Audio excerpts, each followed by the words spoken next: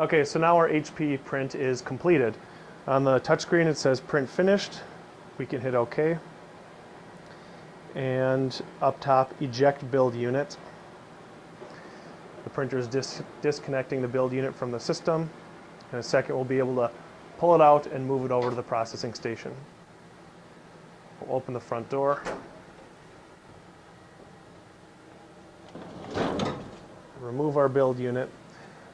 And we can see all the white powder sitting on top. Now our parts are all inside the build unit. This is just the finished, completed top of the print. Now right now we could move this right over to the processing station and begin vacuuming the parts to clean them. There's also a top cover that's provided to contain the powder. So for example, if you're letting your cart sit out to cool naturally over the weekend, you could put this on top just to make sure any air drifts are not pulling powder into the air. There's also a hole on top for the fast cooling process, which we'll look at over on the processing station. But right now we will move our print over to the processing station to unpack the parts. Okay, now we'll roll the build cart into the processing station.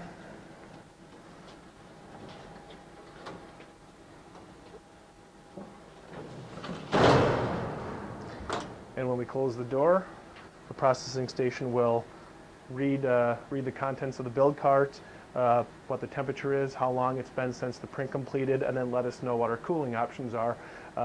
If it requires if we decide to do fast cooling, we will end up connecting this hose on the top and slowly pulling air through the build cart to cool the parts down. Otherwise, if our build cart has been sitting long enough for the natural cool to be sufficient, it will allow us to pull our parts out right away. Select the build unit icon,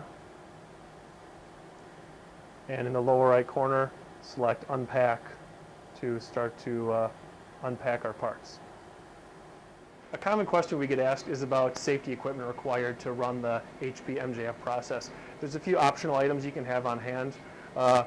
Here I have a dust mask that can be worn if you're running the processing station. Sometimes dust does get into the air, and if you're sensitive to that, you may want to wear it. There's nothing hazardous about the powder. I would compare it to working around your home. If you're in a particularly dusty environment, maybe you want to have a mask so you don't start coughing. Same thing goes for rubber gloves or common shop goggles that you can wear just to keep the dust away from your hands and your eyes. Again, not required. I typically don't wear them when I'm unpacking them. I've never had any issues with it. Also, we have thicker heat-resistant gloves for unpacking the parts. Throughout the process, the powder gets up to about 370 degrees Fahrenheit, and so that takes a long time for the heat to dissipate. And so if you're trying to unpack your parts as fast as possible, when you dig in there, if you feel a hot spot, it may be a good idea to put some heat-resistant gloves on just so you don't burn your fingers or hurt yourself at all.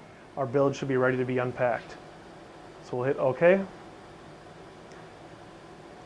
Warns us that temperature still could be a little warm in case we want to use our gloves. And we hit unpack. And we'll move over to the processing station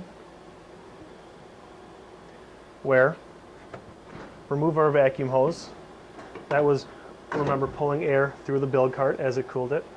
Remove our cover so we can show what our build looks like. Our parts are all inside there.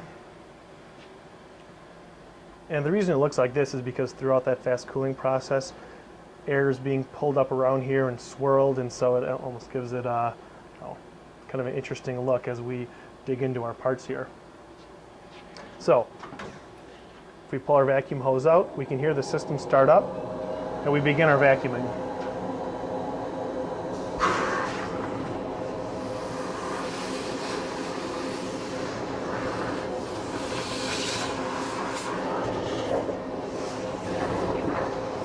As we're vacuuming our parts out, we can move our build platform up, raise the parts to us. The max build height is 15 inches, and so you can imagine with a full build, your parts are way down in there. As you vacuum up the powder, you move your platform up and continue vacuuming the powder.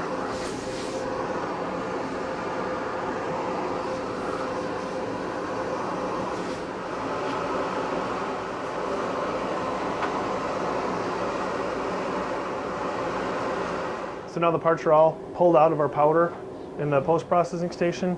We are ready to take our parts back to the bead blaster to give it that final blast to remove all the remaining powder on the parts. And the next step is to clean up the processing station. We'll vacuum up any powder that's sitting around out on the surface here, and then we can refill the build cart for our next build. So after the printing process, what we do is a bead blast to remove all the remaining powder. The way the MultiJet Fusion process works is with the detailing agent that gets laid around the perimeter, it actually causes some of the powder to stick to the edges and in the nooks and crannies, and so a simple quick brush off sometimes isn't enough. So we put the parts in a bead blaster. Nothing special about this bead blaster. Any sandblaster, bead blaster machine will work. We use 80 grit glass beads, and we give it a nice even blast, not too close, not too far. We don't want to damage the parts. The beads really just hit the part, remove all the powder from anywhere. You wouldn't be able to brush it off.